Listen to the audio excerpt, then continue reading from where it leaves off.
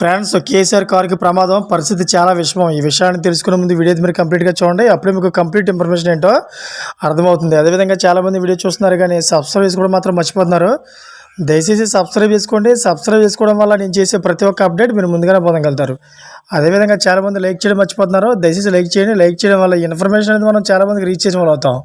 ఇంక లేట్ చేయకుండా వీడియోలోకి వెళ్ళిపోతాం. ఫ్రెండ్స్, కేసీఆర్ కాన్వాయ్లో ప్రమాదం చోటు చేసుకుంది. నల్గొండ జిల్లా వేములపల్లి దగ్గర బీఆర్ఎస్ అధినేత మాజీ సీఎం కేసీఆర్కి ప్రమాదం తప్పింది.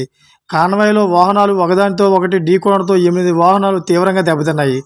అయితే బీఆర్ఎస్ నేతలకు ప్రమాదం తప్పడంతో అంతా ఊపిరి పీల్చుకున్నారు.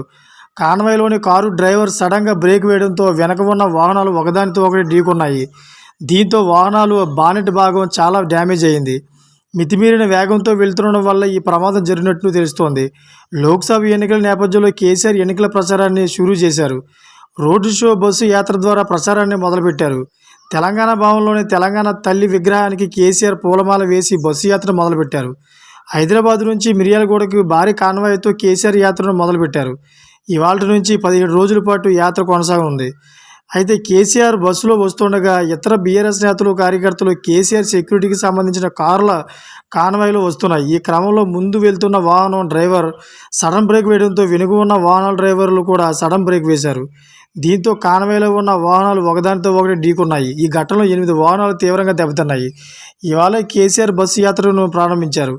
అయితే ఈ యాత్ర ద్వారా కేసీఆర్ ఉదయం పూట 12 లోక్సభ నియోజకవర్గాల్లో పర్యటించి రైతు కష్టాలు తెలుసుకుంటారు. సాయంత్రం రోడ్డు షో ద్వారా ముఖ్యమైన ప్రాంతాల్లో కేసీఆర్ ప్రసంగిస్తారు.